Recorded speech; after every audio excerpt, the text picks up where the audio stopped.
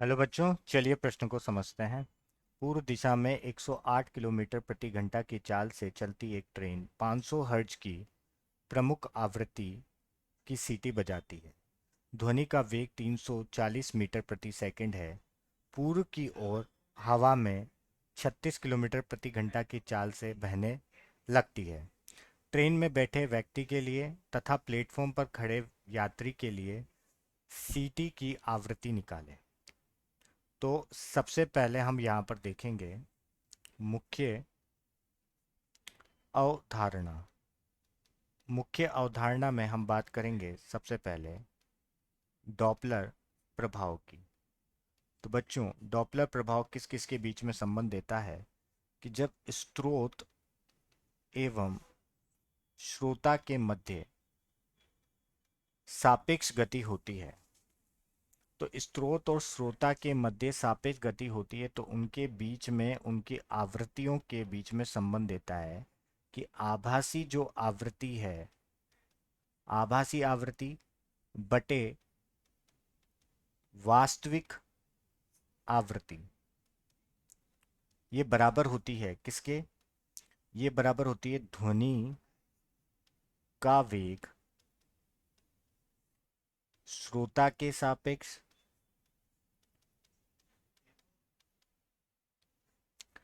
बटे ध्वनि का वेग स्रोत के सापेक्ष।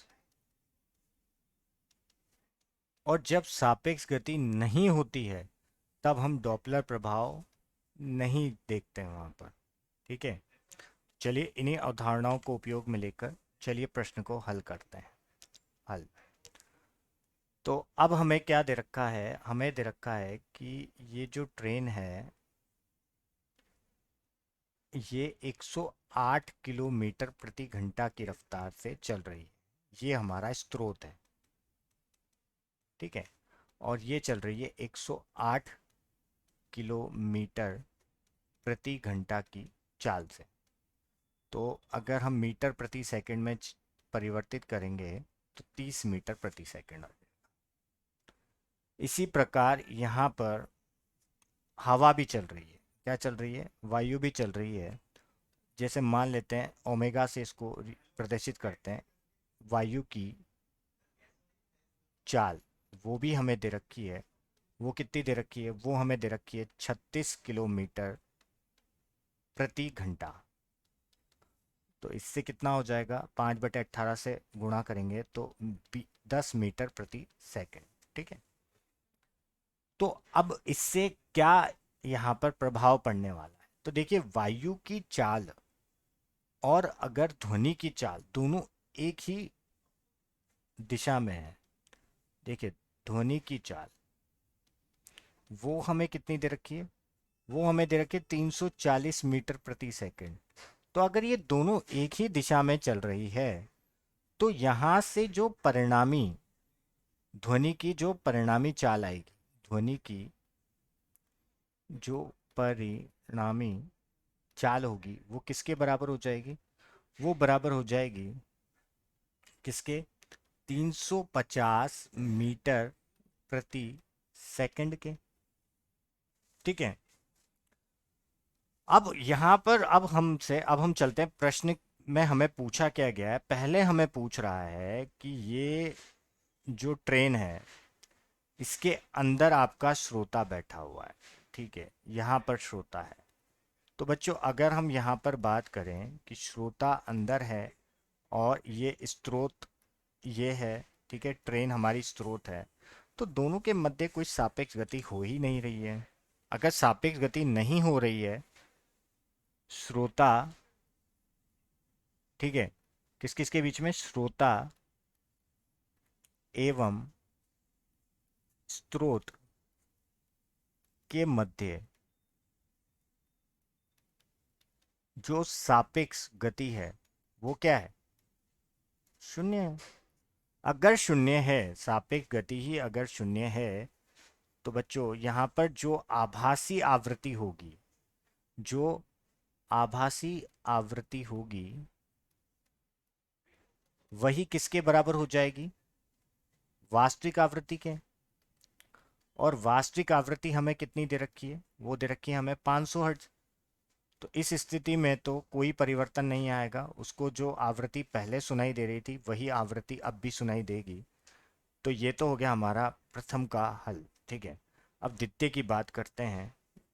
द्वितीय द्वितीय में हमें द्वितीय भाग में हमें क्या बोला गया है कि अगर कोई प्लेटफॉर्म पर खड़ा हुआ है, ठीक है, और यहाँ से हमारी जो ट्रेन है वो निकल चुकी है, ठीक है, यहाँ से निकल चुकी है 108 किलोमीटर प्रति घंटा की रफ्तार से, ठीक है, दिख चुके हैं। मतलब यहाँ पर क्या हुआ, ये तो हमारा स्रोत हो गया और ये हमारा क्या हो गया बच्चों, ये हो गया हमारा श्रोता, ठीक है। जो हमारा श्रोता है वो तो विराम अवस्था में 0 मीटर प्रति सेकंड से है, ठीक है। मगर यहाँ पर अगर हम देखेंगे तो यहाँ पर परिवर्तन आया है। यहाँ पर क्या क्या परिवर्तन आया है कि यहाँ पर अगर सायरन यहाँ पर सीटी बजती है तो ध्वनि का वेग और वायु का वेग दोनों एक ही तरफ है। तो यहाँ पर जो परिणामी वेग है, परिणामी ध्वनि का वेग है, वो तो क्या हो चुका है अब 350 मीटर प्रति सेकंड हो चुका है, ठीक है बच्चों। तो यहाँ अब हम डॉपलर प्रभाव को लगाएं, क्योंकि यहाँ पर सापेक्ष गति तो हो रही है ना। डॉपलर प्रभाव की अगर हम बात करें तो हम क्या लिख सकते हैं बच्चों, आभासी आवृत्ति बटे वास्तविक आवृत्ति, आभासी आवृत्ति बटे वास्तविक आवृत्ति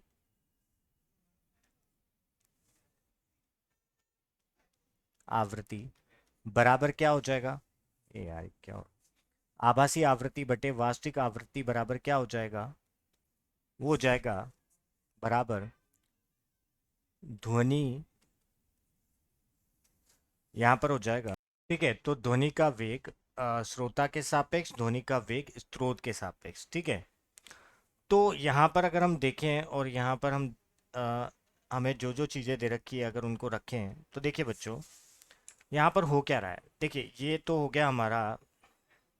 अगर मैं यहाँ पर बात करूँ स्रोत की, ठीक है, तो स्रोत और श्रोता, ठीक है, श्रोता से स्रोत की अगर मैं बात करूं तो अगर मैं देखूं तो ध्वनि की दिशा देखोगे आप तो स्रोत से श्रोता की तरफ नहीं है। अगर हम देखें तो ध्वनि की दिशा स्रोत से श्रोता की तरफ नहीं है। तो यहाँ से जो हमारा श्रोता की जो हमारा चाल होगी, वेग होगा, उसको हमें क्या लेना पड़ेगा, ऋणात्मक लेना पड़ेगा, 30 मीटर प्रति सेकंड, ठीक है। तो अगर मैं यहाँ पर देखूं तो मैं यहाँ से देखूंगा तो पहले श्रोता की बात करते हैं। श्रोता का तो वेग 0 है, तो v ऋणात्मक ऑब्जर्वर मतलब श्रोता, ठीक है। यहाँ पर श्रोता का अगर हम देखें तो श्रोता का वेग तो यहाँ पर 0 हो गया, ठीक है, बटे ध्वनि का वेग, और स्रोत के वेग की बात करेंगे तो क्या ऋणात्मक का चिन्ह आ जाएगा, ठीक है, आ जाएगा, ठीक है। तो यहाँ पर इनके मानों को रखते हैं एन डैश ऐसे के ऐसे ही, और एन का मान दे रखा है हमें 500, बराबर हो जाएगा यहाँ पर इसका तो दे हो गया, देखो अब परिणामी लिखेंगे हम, तो परिणामी तो हो गया यहाँ पर 350। तो 350 ज़ीरो 350 ऋण 30, ठीक है। अब इनके मानों से हम निकाल लेंगे तो 350 बटे 380 गुणा 500, तो जो कट रहा है उसको काट देंगे। और यहाँ से जब हम हल करेंगे तो हल करने के बाद जब इसको हम हल करेंगे बच्चों, तो हल करने के बाद जो हमें मिलेगा वो मिलेगा 460.526 हर्ट्ज। और यही हमारे प्रश्न का उपयुक्त उत्तर होगा। मैं आशा करता हूँ कि आप लोगों को समझ आया होगा। धन्यवाद।